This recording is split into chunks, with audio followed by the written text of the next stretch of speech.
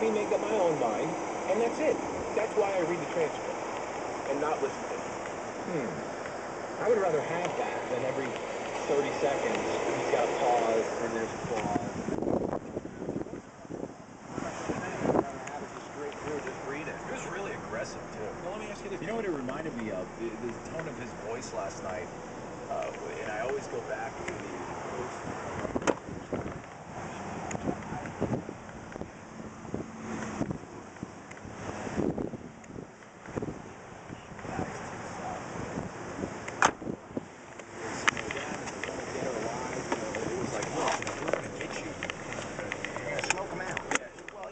he was more humanized. Last night, Obama was aggressive.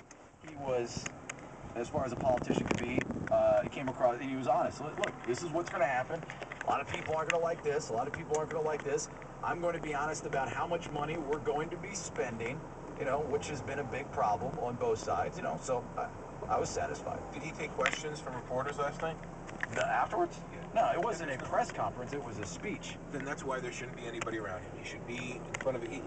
Look, if you're the President of the United States of America and you're speaking to those cadets, one of those cadets someday could be the next President of the United States. There's nothing wrong with the President of the United States speaking to people, especially cadets like last night.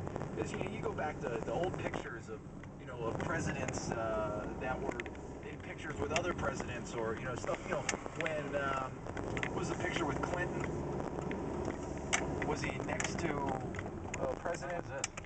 It's just that's history stuff. But there's also pictures of Eisenhower and of Kennedy in the Oval Office delivering a message to the American people. So you'd rather see it just it's the front of his desk, his window is in the background, and he's just talking directly to the camera. Was this a presidential decision he had to make? Yes. So yes, deliver it to me in that form. Santana, the military guy. How are you today, sir? Hey, sir. I'm good, thank you. Hey, first of all, this is my first time calling. I've been listening to you guys for about 9 months now. You guys do a fantastic job. Thank you very much. Appreciate it. One of the gentlemen in the I just want to make two quick comments that I'm going to do. Okay, first of all, I've been deployed 4 times. Okay? For me to uproot myself, just like all of my service members, we have to remember our forefathers did something. So the messenger to be talked about, so the message is clear. Some presidents do have a timeline, some don't. We don't understand the big picture, so we're not there. As far as you think, watch Charlie Brown versus the President of the United States, he's my commander in chief, and I don't feel like maybe other service members, and I feel like not you, but certain people pick and choose, because today we don't want to agree with him. We're going to categorize him in Charlie Brown, but tomorrow we're going to idolize him. I agree. Prince made that dumb comment. That was kind of stupid. It's because it'll take a lot of my family goes to the months to protect what our forefathers have established here.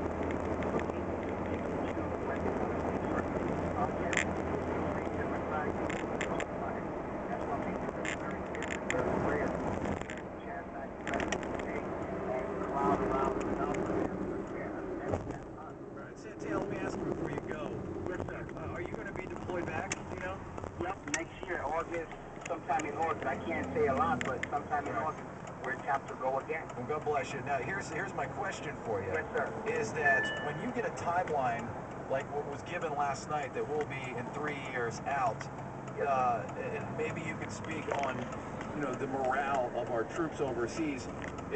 You and them, when they hear something like that, does that boost the morale to a point where, all right, guys, I always say fourth quarter, let's get this done. This is the time to sell out, and they're thinking of us. There's been a law where some people might say, hey, we forgot about our troops. We got men and women that are giving their lives every day over there.